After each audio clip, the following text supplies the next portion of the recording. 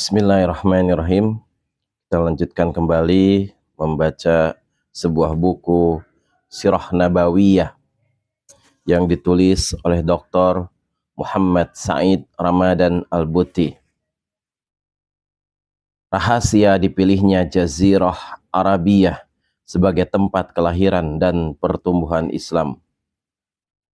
Sebelum membahas Sirah Nabawiyah Sallallahu Alaihi Wasallam dan berbicara tentang Jazirah Arabiyah, tempat yang dipilih oleh Allah sebagai tempat kelahiran dan pertumbuhannya, terlebih dahulu kita harus menjelaskan hikmah ilahiyah yang menentukan bitsah Rasulullah Sallallahu Alaihi Wasallam di bagian dunia ini dan pertumbuhan dakwah Islam di tangan bangsa Arab sebelum bangsa lainnya. Untuk menjelaskan hal ini, pertama, kita harus mengetahui karakteristik bangsa Arab dan tabiat mereka sebelum Islam. Juga menggambarkan letak geografis tempat mereka hidup dan posisinya di antara negara-negara di sekitarnya. Sebaliknya, kita juga harus menggambarkan kondisi peradaban dan kebudayaan umat lain pada waktu itu, seperti Persia, Romawi, Yunani, dan India. Kita mulai pertama menyajikan secara singkat kondisi umat yang hidup di sekitar Jazirah Arab sebelum Islam. Pada waktu itu, di dunia ini dikuasai oleh dua negara adidaya, yakni Persia dan Romawi. Kemudian menyusul India dan Yunani. Persia adalah ladang subur berbagai khayalan atau khurafat, keagamaan, dan filosofis yang saling bertentangan. Di antaranya adalah Zoroaster yang dianut oleh kaum penguasa. Di antara falsafahnya ialah mengutamakan perkawinan seseorang dengan ibunya, anak perempuannya atau saudaranya, sehingga Yazdasir II yang memerintah pada pertengahan abad kelima Masehi mengawini anak perempuannya. Belum lagi penyimpangan-penyimpangan akhlak yang beraneka ragam sehingga tidak bisa disebutkan di sini. Di Persia juga terdapat ajaran Mazdakiyah yang menurut Imam Syahrustani didasarkan pada filsafat lain, yaitu menghalalkan wanita, membolehkan harta, dan menjadikan manusia sebagai serikat seperti perserikatan mereka dalam masalah air, api, dan rumput. Ajaran ini memperoleh sambutan luas dari kaum pengumbar hawa nafsu. Sedangkan Romawi telah dikuasai sepenuhnya oleh semangat kolonialisme. Negeri ini terlibat pertentangan agama antara Romawi di satu pihak dan Nasrani di lain pihak. Negeri ini mengandalkan kekuatan militer dan ambisi kolonialnya dalam melakukan petualangan naif demi mengembangkan agama Kristen dan mempermainkannya sesuai dengan keinginan hawa nafsu yang serakah. Negara ini pada waktu yang sama tak kalah bejatnya dari Persia. Kehidupan nista, kebejatan moral, dan pemerasan ekonomi telah menyebar ke seluruh penjuru negeri akibat melimpahnya penghasilan dan menumpuknya pajak. Akan halnya Yunani, maka negeri ini sedang tenggelam dalam lautan khurafat dan mitos-mitos verbal yang tidak pernah memberikan manfaat. Demikian pula India, sebagaimana dikatakan oleh Ustadz Abdul Hasan An-Nadawi, telah disepakati oleh para penulis sejarah bahwa negeri ini sedang berada pada puncak kebejatan dari segi agama, akhlak, ataupun sosial. Masa tersebut bermula pada awal abad ke-6 Masehi. India bersama negara tetangganya berandil dalam kemerosotan moral dan sosial. Di samping itu harus diketahui bahwa ada satu hal yang menjadi sebab utama terjadinya kemerosotan, keguncangan, dan kenestapaan pada umat-umat terdahulu, yaitu peradaban dan kebudayaan yang didasarkan pada nilai-nilai materialistik semata, tanpa ada nilai-nilai moral yang mengarahkan peradaban dan kebudayaan tersebut ke jalan yang benar. Akan halnya peradaban berikut, segala implikasi dan penampilannya tidak lain hanyalah merupakan sarana dan instrumen. Jika pemegang sarana dan instrumen tidak memiliki kepekatan pemikiran dan nilai-nilai moral yang benar, maka peradaban yang ada di tangan mereka akan berubah menjadi alat kesengsaraan dan kehancuran. Tetapi jika pemegang memiliki pemikiran yang benar, yang hanya bisa diperoleh melalui wahyu ilahi, maka seluruh nilai peradaban dan kebudayaan akan menjadi sarana yang baik bagi kebudayaan yang bahagia, penuh dengan rahmat di segala bidang. Sementara itu di Jaziratul Arab, bangsa Arab hidup dengan tenang, jauh dari bentuk keguncangan tersebut. Mereka tidak memiliki kemewahan dan peradaban Persia yang memungkinkan mereka kreatif dan pandai menciptakan kemerosotan-kemerosotan filsafat, keserbabolehan, dan kebejatan moral yang dikemas dalam bentuk agama. Mereka juga tidak memiliki kekuatan militer Romawi yang mendorong mereka melakukan ekspansi ke negara-negara tetangga. Mereka tidak memiliki kemegahan filosofis dan keetektika Yunani yang menjerat mereka menjadi bangsa mitos dan khurafat. Karakteristik mereka seperti buah Karakteristik mereka seperti bahan baku yang belum diolah dengan bahan lain, misal menampakkan fitrah kemanusiaan dan kecenderungan yang sehat dan kuat, serta cenderung kepada kemanusiaan yang mulia seperti pemotong hermawan, rasa harga diri dan kesucian. Hanya saja mereka tidak memiliki makrifat, pengetahuan yang akan mengungkapkan jalan ke arah sana, karena mereka hidup di dalam kegelapan, kebodohan, dan alam fitrah. Yang pertama, akibatnya mereka sesat jalan, tidak menemukan nilai-nilai kemanusiaan tersebut. Kemudian mereka membunuh anak dengan dalih kemuliaan dan kesucian, memutuskan harta kekayaan dengan alasan kedermawanan, dan membangkitkan peperangan di antara mereka dengan alasan harga diri dan kepahlawanan. Kondisi inilah yang diungkapkan oleh Allah dalam surat Dolal dengan dolal ketika mensifati dengan firman-Nya, wa in kuntum min qablihi laminal dhallin, dan sesungguhnya kamu sebelum itu benar-benar termasuk orang-orang yang sesat. Suatu sifat apabila dinisbatkan kepada kondisi umat lain pada waktu itu lebih banyak menunjukkan kepada ittizar, excuse, daripada kecaman, celaan, dan hinaan kepada mereka. Ini dikarenakan umat-umat lain tersebut melakukan penyimpangan-penyimpangan terbesar dengan bimbingan, sorot peradaban, pengetahuan, dan kebudayaan mereka.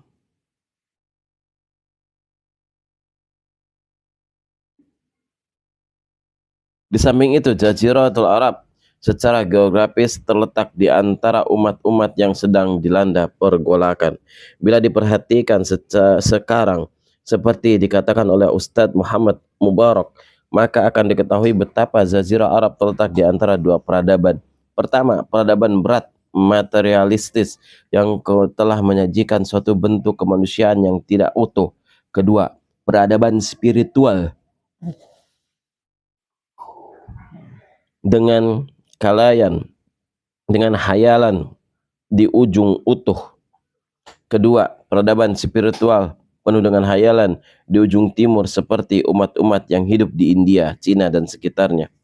Jika telah kita ketahui kondisi bangsa Arab di Jazirah Arab sebelum Islam dan kondisi umat-umat lain di sekitarnya, maka dengan mudah kita dapat menjelaskan hikmah ilahiyah yang telah berkenan menentukan Jazirah atau Arab sebagai tempat kelahiran Rasulullah Shallallahu Alaihi Wasallam dan kerasulannya. Dan mengapa bangsa Arab ditunjuk sebagai generasi perintis yang membawa cahaya dakwah kepada dunia menuju ke agama Islam yang memerintahkan seluruh manusia di dunia ini agar menyembah Allah semata. Jadi bukan seperti dikatakan oleh sebagian orang yang karena memiliki agama batil dan peradaban palsu sulit diluruskan dan memiliki kebudayaan. Jika bukan seperti dikatakan oleh sebagian orang yang karena mereka memiliki agama batil dan peradaban palsu sulit diluruskan dan diterapkan dan diharapkan oleh sebab kebangsaan mereka terhadap kerusakan yang mereka lakukan dan anggapan mereka sebagai sesuatu yang benar, sedangkan orang-orang yang masih hidup di antara pencarian mereka tidak akan mengingkari kebodohannya dan tidak akan membanggakan peradaban dan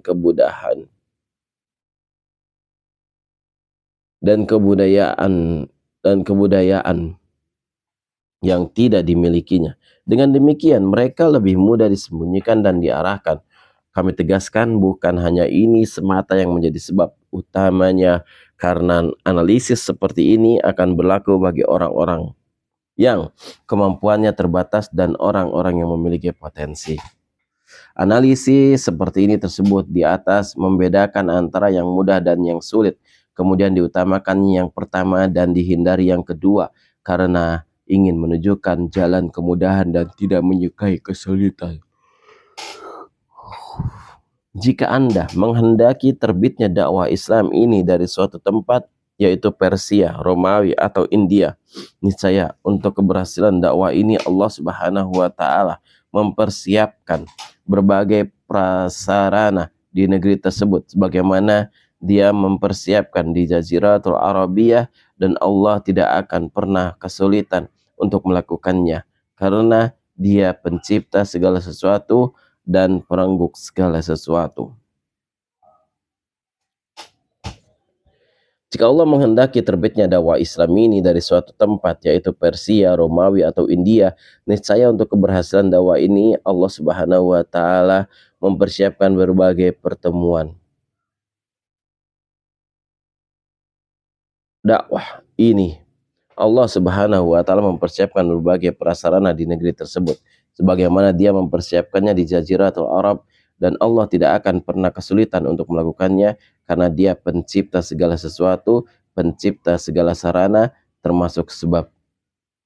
Tetapi hikmah pilihan ini sama dengan hikmah yang dipilihkan Rasulullah Shallallahu Alaihi Wasallam, tidak bisa menulis dengan tangan kanannya menurut istilah Allah, dan tidak pula membaca agar manusia tidak ragu terhadap kenabiannya, dan agar mereka tidak memiliki banyak sebab keraguan terhadap kebenaran dakwanya, adalah termasuk kesempurnaan hikmah ilahiyah jika bid'ah lingkungan tempat diutusnya Rasulullah Shallallahu Alaihi Wasallam dijadikan juga sebagai bid'ah ummuhiyah, lingkungan yang ummi bila dibandingkan dengan umat-umat Islam yang ada di sekitarnya, yakni tidak terjangkau sama sekali oleh peradaban tetangganya.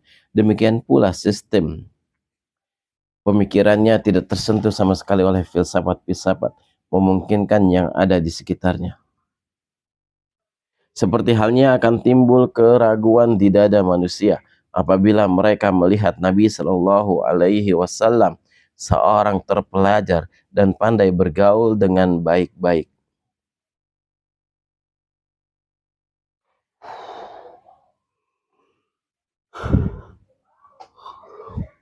Seperti halnya akan timbul keraguan di dada manusia apabila mereka melihat Nabi Shallallahu Alaihi Wasallam seorang terpelajar dan pandai bergaul dengan baik-baik.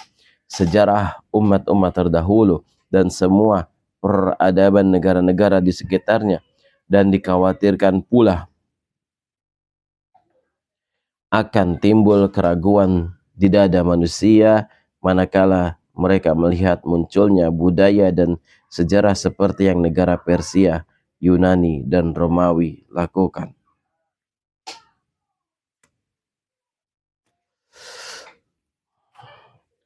Sebab orang yang ragu dan menolak mungkin akan menuduh dakwah Islam sebagai mata rantai pengalaman budaya dan pemikiran-pemikiran filosofis yang datangnya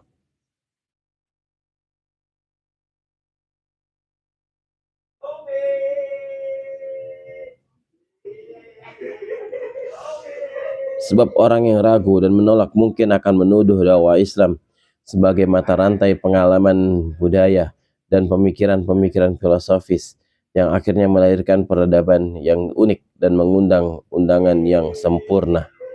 Al-Quran telah menjelaskan hikmah ini dengan ungkapan yang jelas. Firman Allah Subhanahu wa Ta'ala dalam surat Al-Jumu'ah ayat 2. Huwallazi ba'atha fil ummiyina rasulan minhum yatlu alaihim ayati wa yu'kihim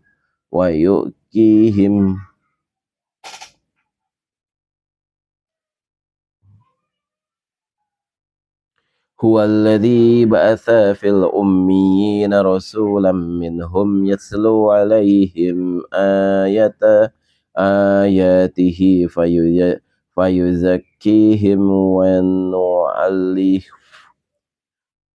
wa nu'allimuhumul kitaba wal hikmata wa in kanu min qablu la fi dhalalin mubin.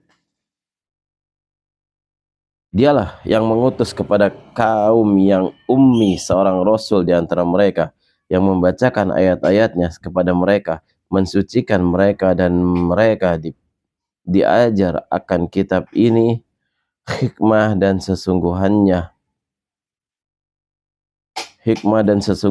mereka sebelumnya benar-benar dalam keadaan kesesatan yang nyata. Allah telah menghendaki Rasulnya seorang yang ummi dan dari kaum muslim, di mana Rasulullah ini mengutus juga Allah telah menghendaki Rasulnya seorang yang ummi dan kaum, di mana Rasul ini diutus juga kaum secara mayoritas ummi agar mukjizat kenabian dan syariat Islamiyah menjadi jelas di dalam pemikiran. Tidak ada pembaruan di antara dakwah Islam dengan dakwah manusia yang bermacam-macam ini, sebagaimana nampak jelas merupakan rahmat yang besar dari hambanya, rahmat yang besar untuk hambanya. Selain itu, ada pula hikmah-hikmah yang tidak tersembunyi bagi orang yang mencarinya, antara lain: 1. Sebagaimana telah kita ketahui, Allah menjadikan Baitul Haram sebagai tempat berkumpulnya para manusia, dan kemudian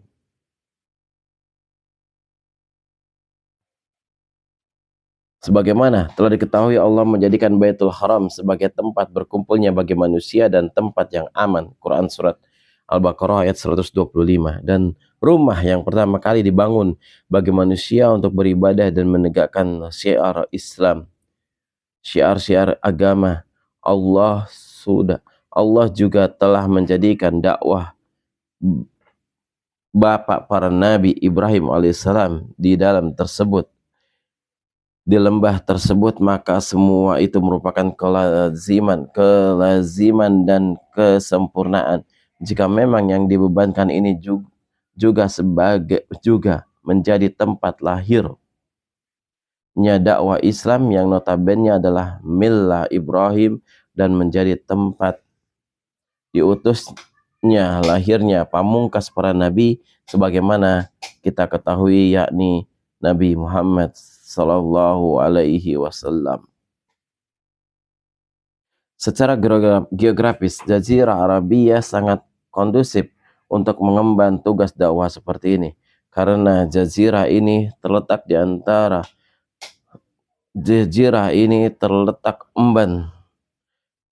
sebagai tempat kami disebutkan di bagian tengah umat-umat yang ada di sekitarnya, posisi gorengan.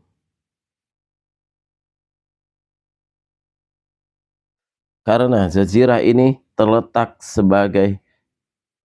telah kami sebutkan, di bagian tengah umat-umat yang ada di sekitarnya, posisi geografis ini akan menjadikan penyebaran dakwah Islam di semua bangsa dan negara di sekitarnya berjalan dengan gampang dan lancar bila kita perhatikan kembali sejarah dakwah Islam pada permulaan Islam dan pada masa pemberhentian para khalifah yang terpimpin niscaya kita akan mengetahui kebenaran hal ini. Yang ketiga, sudah menjadi kebiasaan Allah untuk menjadikan bahwa bahasa Arab sebagai bahasa dakwah Islam dan media langsung untuk menerjemahkan kembali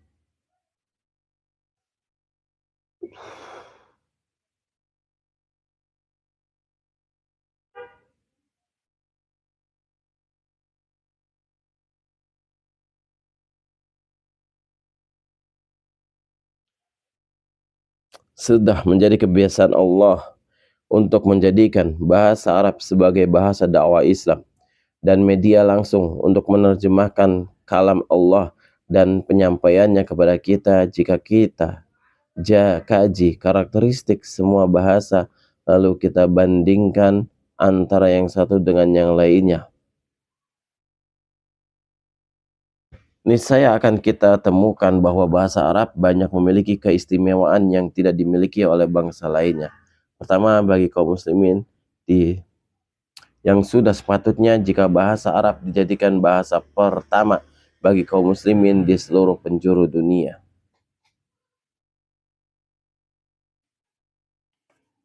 Alhamdulillahirrabbilalamin, cukup panjang pembacaan hari ini. Semoga bermanfaat untuk kita semua di dalam menjalankan hidup dan kehidupan